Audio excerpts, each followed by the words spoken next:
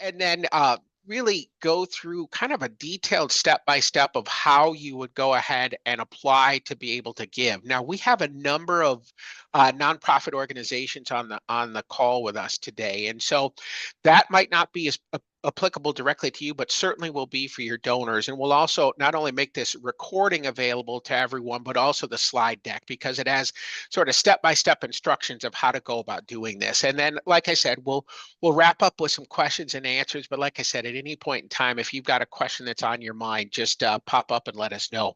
So Community Foundation, and I have a lengthy and a short definition, but it's important because these are gifts that are to be directed primarily to Community Foundation. So what we are is we're a grant-making public charity that leverages and stewards financial resources. You can read that. I'm not going to read all that to you. The very short answer is we match the desires of donors to the needs of communities. And that's exactly what this piece of tax law is all about. So we are just a public charity that works with, in our case, a 4-county region I'm going to talk about in a minute, to try and help improve the lives for the people in our region. Oh, sorry, I went the wrong way. Just some quick facts and figures about the Community Foundation. So 1953 is the year we started. So we celebrated our 70th anniversary last year. The number 4 are the 4 counties that we serve, which is Boone, Ogle, Winnebago, and Stevenson counties. So community foundations are lined up that we all serve a specific geographic area. That doesn't mean we can't help folks outside of the region, but that's our primary focus. 150 million is the approximate amount of assets that we have here at the Community Foundation that we're managing for the benefit of the 4 communities. We have about 500 component funds that make up that 150 million. And of that 150 million, about 95% of that is endowed. And we're going to talk in just a moment about what an endowment is, because that is the absolute core of what this particular piece of tax law is all about. And then approximately $5 million. That's the amount of money we grant into our 4-county area on an annual basis, approximately. So that ebbs and flows, but that's about the number we do regularly.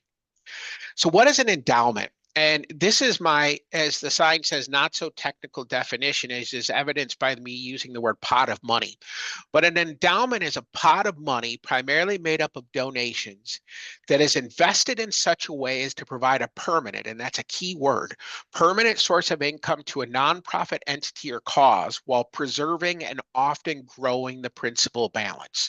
So this is a fund, and if you were to look at the law that was passed and the words that go around it, this is a fund that was created for purposes of building permanent sources of income for nonprofits and other organizations within the state of Illinois. So the important thing you need to remember is that this is money that's going to last forever and in most cases grow.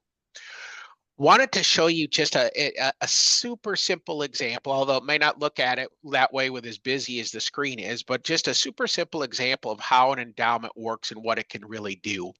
So at the top, we have some assumptions. Average annual market return of 7.3%. When I first put this example together, that was the 10-year average return on the Community Foundation's assets. It's drifted around that same area because we had some weird times, but that's approximately the average return we've had. Our annual administrative cost is basically approximately 75 basis points or less than 1%. So that's what we charge to manage the money, do all the work related to the endowments. The annual grant appropriation, and I put an asterisk by that, but that's 4%. So that's the amount of money that our board has said we can distribute from our endowments on an annual basis.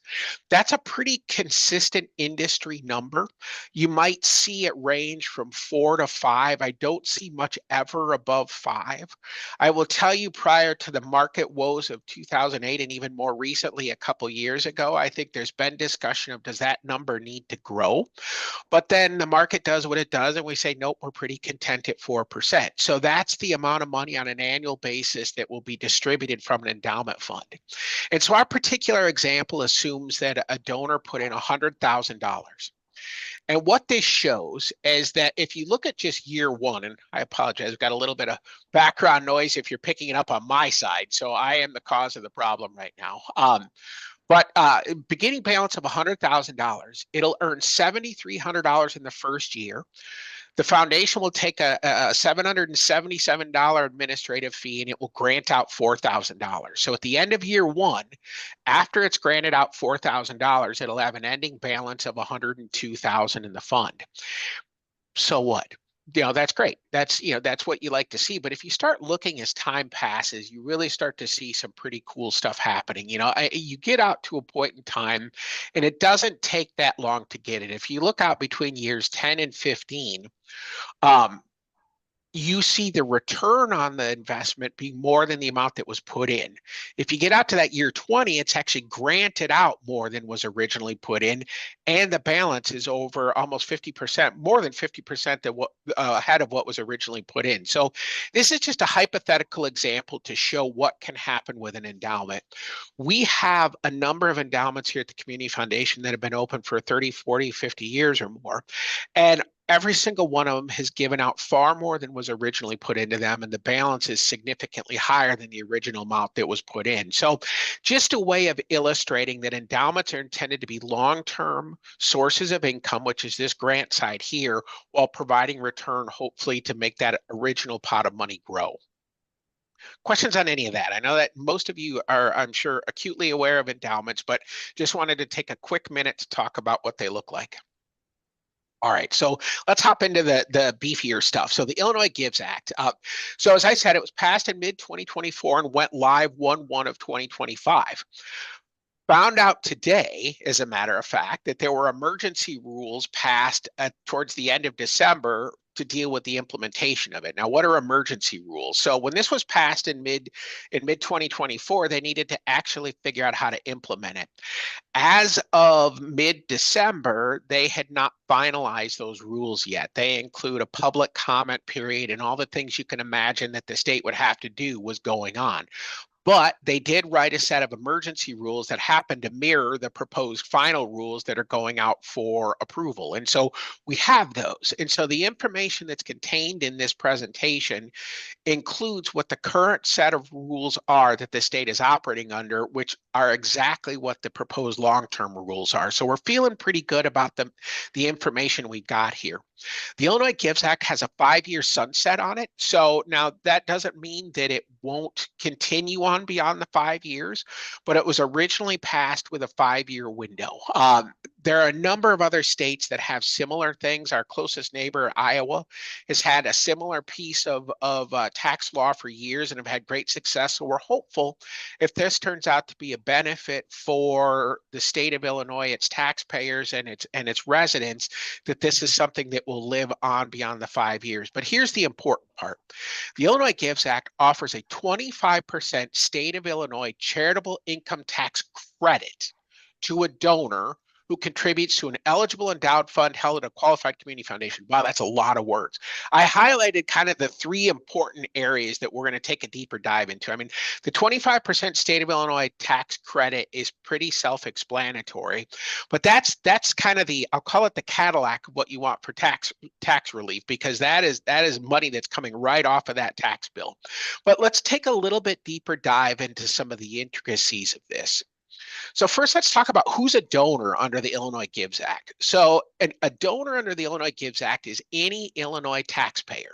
So that includes an individual and a joint filer, and we're going to talk a little bit more about that. So it's exciting that those that are filing jointly can actually both receive the maximum tax credit. But it also includes corporations and partnerships, trusts, and estates. And so this is, in the broadest sense, if you pay tax in the state of Illinois, you are eligible to receive this particular tax credit.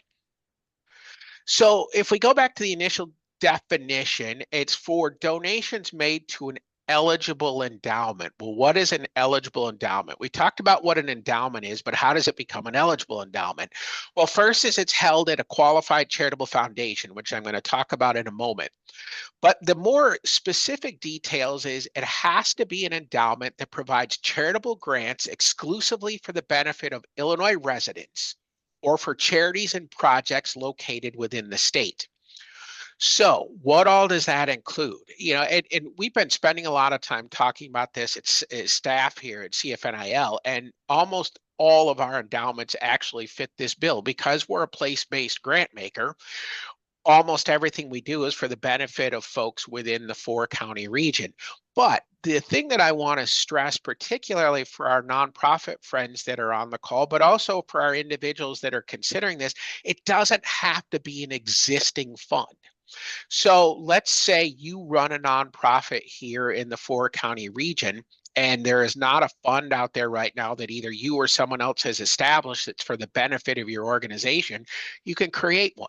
So, or if you as an individual have a cause that's incredibly important to you, or a number of causes in the state of Illinois that are important to you, it doesn't have to be an existing fund held here at the Community Foundation or any other qualified foundation. You can create one. The key is that it has to benefit Illinois residents or charities and projects that benefit Illinois residents. And it must be a permanent fund. So that's going back to that core definition of endowment. Now, the state of Illinois put a bunch of rules and guidelines around this. I can tell you that every endowment that we set up at the Community Foundation of Northern Illinois is a permanent fund. So we do not invade principle except under a very limited set of circumstances, which is allowed under the Illinois Gives Tax Credit Act. And our spending policy is in line. So that 4% we talked about a few minutes ago is within the Illinois guidelines. They will allow up to a maximum of 7%. But 4%, 5% is what you're going to see most commonly across all foundations. So here are some examples of funds that would potentially be considered eligible. So a fund that grants to a specific organization, a hospital, a museum, maybe a food pantry within Illinois, or broader funds that support areas of interest. And we have a number of these that support, let's say, the arts, music, or health, or education. Really any unrestricted funds. So it might not have a particular designation. And I'll, for those of you that are familiar with our grant making, we have a program called Community Grants, which is an annual grant making process open to all nonprofits in the region. Those are technically unrestricted funds that grant to a variety of organizations. And then finally, certain scholarship funds. And I am hedging on that because that is the one piece that was not well described in the proposed or the emergency rules. We believe, and across the association that we're a part of in the state of Illinois for community foundations, we believe that scholarship funds are going to count if they benefit students in the state of Illinois. The question mark is, do they also have to go to a school in Illinois? My interpretation is no, but that's my interpretation, which is clearly not something at this point I would say we want to kind of die on the hill for. So we're hoping to get more information soon, but we do believe that scholarships are something that will count. Another really important item is it cannot be to a donor advised fund. Now, a lot of you have heard about donor advised funds, very popular topic and very popular tool, particularly with the tax law changes that went in a few years back. Couple of reasons why it doesn't count. One is, and most importantly, most donor advised funds are not permanent funds. So the balances can be completely expended and as such just wouldn't count as an eligible endowment. But then there's issues with donor control that I think are coming into play here as well. But this is the definition as we know it today of what's an eligible endowment. So if it's something as an individual you're considering and you want to work with the Community Foundation of Northern Illinois and you don't want to start a fund, come talk to us because there's probably a pretty good chance we will have a fund that might line up with what you want to do. Conversely, and again, we've got a lot of nonprofit friends on this call. If it's something that you're thinking about, and I've had a couple of great conversations with some of you already. You know, I think one of the initial fears when this piece of law passed was, does this put us in competition with the nonprofits for raising dollars? And that is absolutely not the intent. So any of these dollars that will go into these funds would be directly for the benefit of the organizations and not the community foundation. So I think that's an important thing to stress. But again, if you have questions on these, either during this call or afterwards, just let us know and we can help you out with them. So the kind of the last piece of that definition of the Illinois Gives Tax Credit Act is what's a qualified community foundation. So, and this is the part that's is been a little bit fuzzier than we would have hoped for. But the short answer is it is a foundation and not a private foundation. That's an important thing to note. So it's private foundations do not count for this, but it's a foundation in Illinois that has been or in parentheses, or is eligible to be certified to meet the national standards for community foundations. So the map that's on here, those little green dots in the state of Illinois show the community foundations that are certified and compliant with national standards for community foundations. So that, in my opinion, is the easy button. Other organizations, it would appear, that are not certified can still apply to become a qualified community foundation. What we don't know is how in the world they show compliance. And so, not suggesting that it's not right, we just don't know how it works. So if this is something you're interested in and want to move quickly, the easy button is to work with one of those. I think it's 25 Illinois organizations, 23 Illinois organizations that show that Community Foundation National Standards accreditation. And there's also a link up here to go find community foundations that are nationally standards accredited. So we're in your backyard, we're easy, but if you want to look around, that's a great place to take a look. So let's kind of jump into maybe some of the more technical details. So how much can I give under the Illinois Illinois Gives Act? I'm just going to use the short name because it's too many words the other way. So right now, there are several limits that are in place. The big limit is up to $400,000 per filer per year, which would generate a $100,000 tax credit. So individual donors, which, as we talked about before, can be a single person, a married filing jointly, both of them, corporations, partnerships, trusts, etc. Each one of those is eligible to contribute up to $400,000 per year for the 5-year period and would get that maximum $100,000 tax credit. We talked about the file jointly. This doesn't really fit right here, but it's an important thing that I wanted to include in this presentation. Yeah, there's been a lot of discussion behind closed doors of what can be donated. So, if you look at us as a community foundation, we'll take just about anything that can be converted into cash, including we have a farm, we have personal business buildings, things like that. The only information that has been solidified or codified in the emergency rules and in the proposed rules is that it's cash and stock. Now, I still question if that's not going to change over time, but right now, those are the two primary mechanisms that the state have identified for purposes of making donations. Then there's a few more restrictions on top of this. So the state has set a statewide cap of available tax credits per year of $5 million. So out on the state of Illinois' website right now, there's actually a spot where they're tracking it by community foundation to say how much has come in, how close are we getting to that $5 million. To further make it equitable, they have implemented a $3 million per foundation cap in terms of dollars coming in. So that means that the Community Foundation of Northern Illinois can take in a total of $3 million of eligible donations that would then get that 25% tax credit. That is to prevent, candidly, and I'm not saying this in a negative way, but our friends to the east in Chicago, they have a much larger donor base. And so they could potentially, in a fairly easy amount, a small amount of time, gobble up that full $5 million worth of tax credits. And then finally, there was a lot of talk, and this is legislation that's been worked on for a while, that, this only benefits the rich.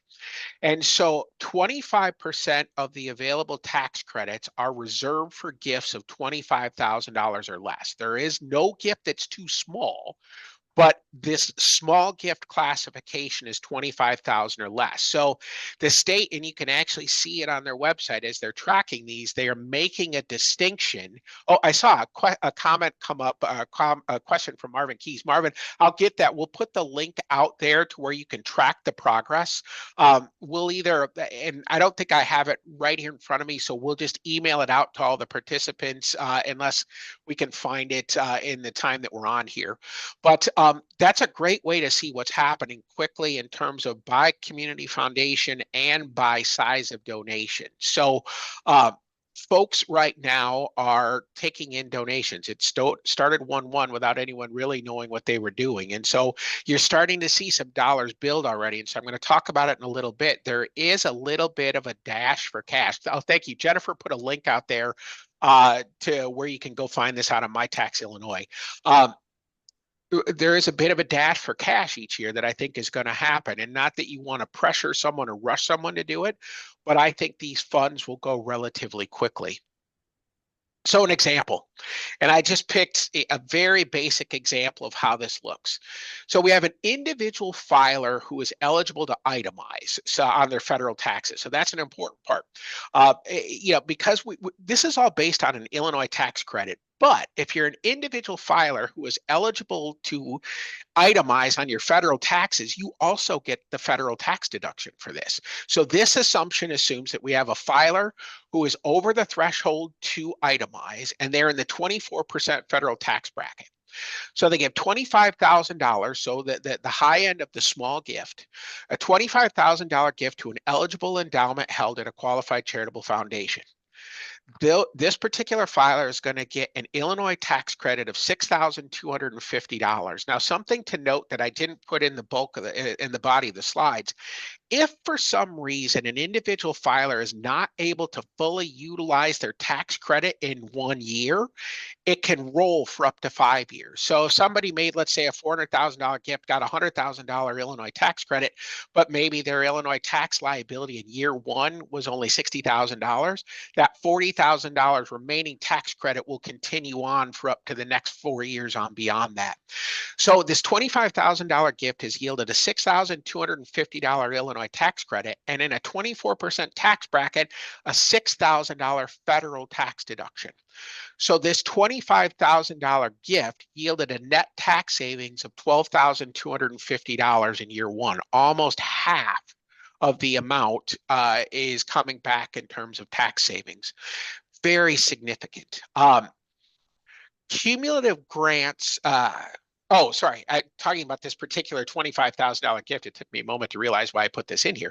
So I popped this back into that endowment calculator we looked at a few minutes ago. So if I made a $25,000 gift today into an endowment over the next 20 years, at the end of that 20-year period, it will have granted out more than that original $25,000, and it'll have a remaining balance of $41,904 in it. So, when you think about legacy, and this is a topic that comes up often in endowment conversations, this is a gift that's going to most likely continue to keep on giving and keep on growing in perpetuity. And if you're an organization that's the beneficiary of one of these, you know the power of having a stable source of income that hopefully will continue to grow. So this is a very simplistic example of what this looks like, but hopefully you can see the power of it. So who does it benefit? And I mean, this is probably largely self-explanatory, but this is some of the rationale that we talked about, that was talked about when getting this passed. So obviously donors and taxpayers, evident. So you're going to get tax relief when you do this. So I mean, that's probably the glaring easy button of who's going to benefit from this. But then it's the grant and fund recipients that are ultimately the beneficiaries. So provide a stable funding source for nonprofits and encourages their donors to give on a permanent basis. We all like, as a nonprofit, we all love gifts that help out today, but it's awfully great to have gifts that are going to help us in the long term. And evidence has shown a material decline in giving since the tax law changes went into place. Logically, that makes sense. If I can't itemize, if I have been looking at my charitable giving in the context of taxes only, and I'm not saying that's what everyone's looking at, but if it's been one of your deciding factors, if you're not going to get a deduction for it, evidence has shown that people are less likely to give. So this is a way to help combat that. And then the data that was put together and put before the legislature shows that for every dollar of charitable giving tax benefit given out, it delivers an ROI of $2.50 into the communities in which it goes. So that's pretty powerful. It's a way to leverage private donations to get state tax benefit that helps out the communities. So I'm going to spend just a brief amount of time talking about how to make a gift. I'm going to go through this relatively quickly because unless you're doing it right now or you're going to use it with a donor, it's not that helpful. But I do want you to have these steps in front of you for future reference. So I'm going to go through this somewhat quickly. But it all starts at the Illinois Department of Revenue website. So My Tax Illinois, which Jennifer put a link out to already for other purposes is where an individual donor starts the process. So it's managed through the Illinois Department of Revenue website. We're going to take a deeper look at each of these. The donor will then apply for a contribution authorization certificate, a CAE. Wouldn't be a good state program without lots of acronyms. So you get your account on MyTax Illinois, you apply for a CAE, and then you must complete your donation to the QCF, the Qualified Charitable Foundation, within 10 days of receiving the certificate. So if you as a donor, or if you're working with one of your donors, are looking at this, they need to be ready to act when they do it, because once you get your approved contribution authorization certificate, you have 10 days to complete the gift to the fund. Or you can make a donation and then apply for a CAE within 15 days after you make the contribution. My advice, for what it's worth, is I would go the opposite and get my authorization first, especially as this starts to grow and the dollars are getting more and more limited. If you're counting on the tax break as a reason for doing it, you don't want to be late to the game. Once that contribution authorization certificate is received and you made your gift to someone like the Community Foundation of Northern Illinois, we will issue a certificate of receipt, and we will register that with the Illinois Department of Revenue. So there's certain information we'll provide back to you that says, hey, here's the things that tell us that it complies. So we're a qualified charitable foundation. It is to an eligible endowment, et cetera. So we're going to attest then on your part or on your donor's part that this gift fit the bill. And then you claim the credit on your tax returns after you get the certificate. So just a few slides so you can see what it looks like. So this is MyTax Illinois, and this is where your individual donors are going to start if you don't already have an account, or you're an individual or a corporation or a partnership that's looking to do this. If you don't have a MyTax Illinois account, this is where you start. So you go to the website up at the top and you do sign up. You go through the process and then, excuse me, well, 1 second here. I think I skipped a slide. Nope. Okay. So once you've got your tax account set up, then you go back into MyTax Illinois and you log in, and this is the way to get to, because it's kind of buried a little bit, of where you apply for your certificate. So under MyTax Illinois, under more account options, you go to contribute to Illinois Gives under the account options box. And again, you'll have a copy of this, so you don't really need to worry about it. I just want you to see what it looks like and the fact that it's a little bit buried in there. So you go a couple menus deep and you get to contribute to Illinois Gives. Click next, and that's where you're going to apply for a contribution authorization certificate. And there's some language that tells you about all the same rules that I told you about. Those are spelled out there for your individual donors. And then you click next. And this is where then you have to choose a qualified community foundation. So all of us, just by way of background, had to go in and apply to be a qualified charitable foundation. So our foundation and many others throughout the state, have already gone through the process and have been certified as qualified charitable foundations. So when you or your donor goes in, there'll be a drop down where they can select the community foundation that is already qualified, so they know that they're eligible, who they're going to give the gift through. So you'll see the Community Foundation of Northern Illinois out on that list. And then you put in your basic information, how much you're going to give, and then you authorize the state to go ahead and do its approval. You'll get a confirmation box. You have to re-enter your password to make sure that you weren't kidding that you submitted that. And then you'll get a confirmation page. And in typical fashion, then you have a waiting period. Now, we are hearing that the approvals are coming out very quickly. So it isn't necessarily going to be a long amount of time between when your donor creates this request and when they're approved, but this is how you go back in and check on it. So again, you go back into MyTax Illinois, you click on more, and under the letters box, you can select view letters.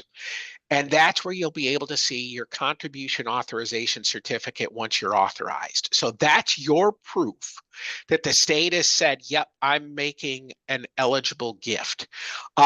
I put a little shout out in here to the Community Foundation of West Central Illinois and Northeast Missouri for going through the process of creating a sample account and getting a sample authorization so that we all didn't do it at the same time. So that's the joy of working in this wonderful nonprofit world, is we all share resources, and it kept me from doing the exact same thing they did. So Once you get that contribution authorization certificate, that's when then you go within 10 days to the community foundation you selected and make your gift. And then we will provide that particular receipt that you need to provide to your tax preparer.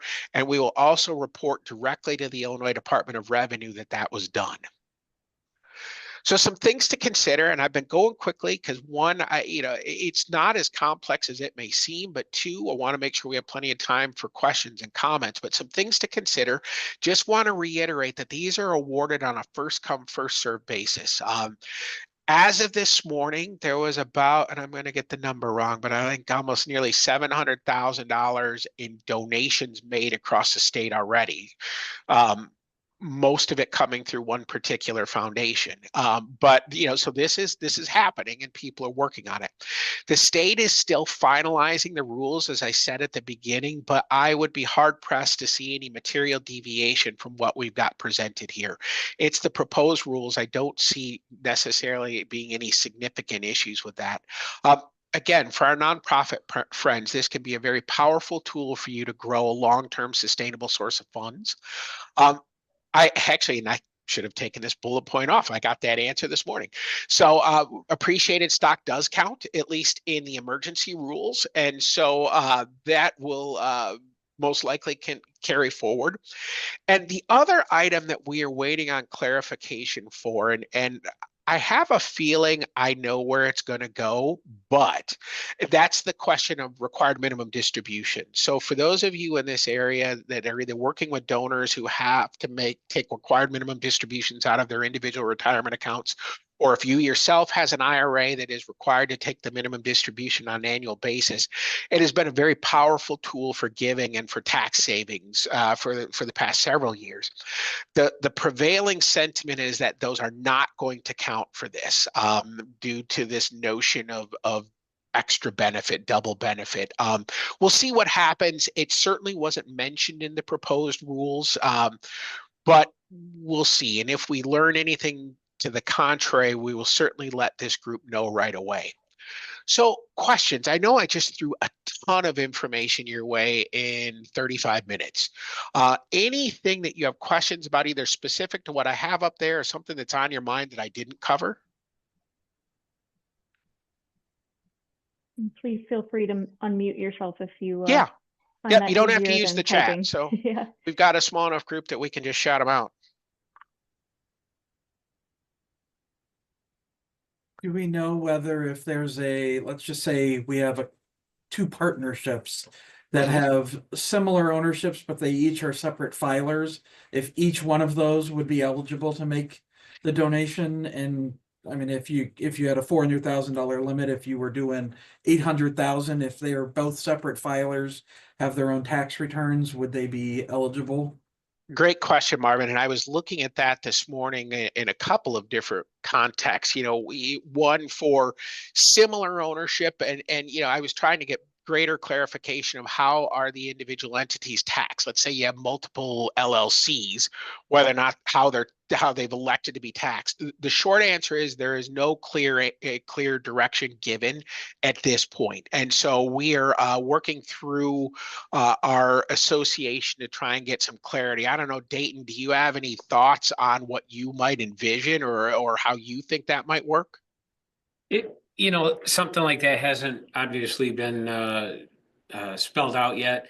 There are some other deductions at the federal level that are limited per entity in a similar fashion, and they compound. So, for instance, if I'm an S Corp owner and I own 100% of an S Corp stock and I max out the contribution there at the corporate level, that credit's probably going to flow through to me personally, since the corporation doesn't pay much in Illinois tax. Now, if I've got this other partnership or I do another donation personally, my limitation might be applied at the personal level and the S Corp level. So if I max it out at the corporate level and that passes through to me, that could also hit me on the limit, at the personal level and not allow me to do anything more. But, like Dan said, well, we'll definitely have to see on that. There's just so much. This came out so late, and there's a lot of questions to be asked on that. I mean, the RMD thing is a good example of okay, I look at it like, what's the difference between an RMD and being able to itemize on your personal Me taxes too. the deduction for the charitable contribution? Because either way, you're getting federal tax savings, and it's not affecting the state because because those retirement benefits aren't taxable in Illinois anyway. So it's not changing the state credit or the state amount. So I don't know why they'd care whether it was appreciated stock, RMD, or just a regular cash. And then I wanted to add, and then we can open it back up for questions. You know, I'm obviously the treasurer, but I deal with a lot of clients, you know, in my real job, and I look at this as far as how can I get a benefit from this personally? How can my clients get a benefit from this personally? And it's when you start compounding the benefits of, you have somebody that's itemizing deductions. So then, like Dan said, they're saving 24% of the contribution on their federal taxes in that scenario, but it could be as high as 37%. And then they're getting a 25% tax credit as well. I mean, somebody could be saving 60 cents on the dollar. It's almost like you're donating money for free. And then if you throw on donating appreciated long-term stock, and maybe you bought some Apple stock 10 years ago, and you know, your cost basis is negligible on it. Most of it would be gain. If you donate that stock, now I'm getting the Illinois credit. I'm getting a deduction for the full fair market value at a rate of probably 24% or 35%, 37%, 32%. And then I'm also avoiding capital gains tax on that stock sale. And then one last thing that could be used to promote this would be possibly, you know, naming rights or something like that when you're dealing with a business. So now you've got a business that's looking to maximize their benefit, and I'm getting 24% federal, 25% state, so more or less 50 cents on the dollar. But I can take this $5,000, this $10,000 donation, or maybe a pledge that I'm going to do 5 $10,000 donations over the next 5 years, and you'll give me naming rights for this new addition to the building, or whatever the case may be. When you start adding up all these benefits, you know, it really makes it a much easier thing to sell to a potential donor. I know everybody, you know, Dan alluded to it at one point. I know everybody always wants that unrestricted income, but when you're able to basically come to somebody and say, listen, you're getting twice the value for half the cost, it makes it you know, I think a lot easier to sell. Thanks, Dayton. And Marvin, as soon as I get clarity, I will certainly let you know, because that was top of my mind this morning when I was going through the emergency rules that went in. And so as soon as we get clarity, I will let you know. Other questions from the group? So, and I don't want to cut anyone off, but I have a feeling there might be a number of maybe more one-on-one types of questions and comments. And so want to put up contact information. So up here on the screen is the main number for the Community Foundation. As Jen said, she's going to send this out to everybody so you don't have to quickly write it down. Although I found myself taking pictures a lot of webinars so that I don't lose something. My direct number is on there. You know, and you know, we've been, as a group, coming up the knowledge curve on this throughout the whole foundation, but I'd say I've probably been spending the most time in it. So please feel free to reach out to me directly. Our main email contact is on there, but so is my email contact. And again, this is what we're here for, is to help you or help your donors figure out how to navigate this. Our website's up here, and as we get more information, it'll be out here. But then this is one of my favorite things to do in presentations for people that just don't have a clue where we're at. So that map, which is probably too small to see, shows that giant building is the YMCA of Rock River Valley, right along the beautiful Rock River. That little red dot just to the north of that, that's us. So we are hidden in plain sight. So if you want to just stop in, we're here 5 days a week. You're also welcome to stop in. Just pull into the YMCA parking lot and keep heading north. If you drive into our grass, that's when you've gone too far. But, you know, we are here as a resource for the community. And so, you know, it doesn't mean the funds have to come to us, but we're here to help. So if you as a nonprofit are considering this as part of your long-term development strategy, let me know. I'd be more than happy to come talk with you, talk with your donors, talk with your boards. We're here to help make sure everybody understands this. And if you as an individual donor have interest, just call me up. We'll get together, we'll have a cup of coffee, and we'll see if this is applicable for you. But if you have any questions, like I said, just please reach out. And if there's nothing else, I'll give you 14 minutes of your, oh yeah, go ahead. I got one more thing, Dan. I was trying to remember what the last point I wanted to make was, and I'm looking at all my notes. It was the one that I circled, obviously. You know, through that process, you go through Illinois site, you put in that I want to make a donation through this program to Community Foundation Northern Illinois. I want to put in $5,000. You know, Community Foundation, when they receive the money, they're going to go in and they're going to link it and say, we received $5,000. That's what we get the certificate for.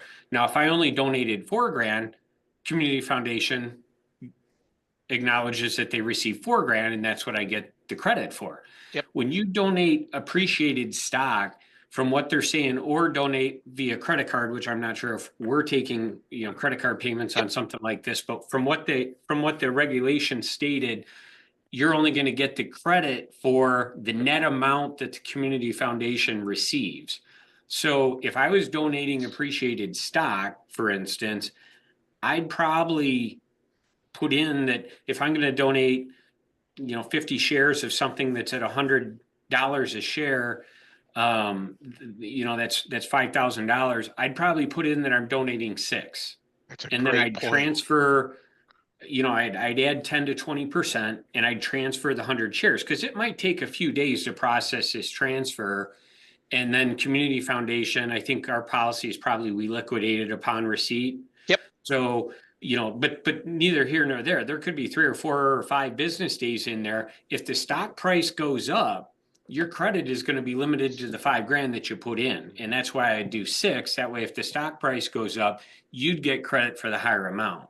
That's a great point, Dayton. Because that credit and the donation is going to be based on your, you know, what Community Foundation liquidates it for after brokerage fees. So, you know, if the stock is very stable at that point in time, then your donation is going to be pretty close. But there's no harm in requesting higher amount and then just receiving a credit for a lower amount. It temporarily restricts other people's contributions, possibly if we're near that contribution limit. But realistically, you've got 10 days to make the donation. Within 10 days, it's freed up again anyway. Yeah, that's a fantastic point. Thank you. Any other questions or comments?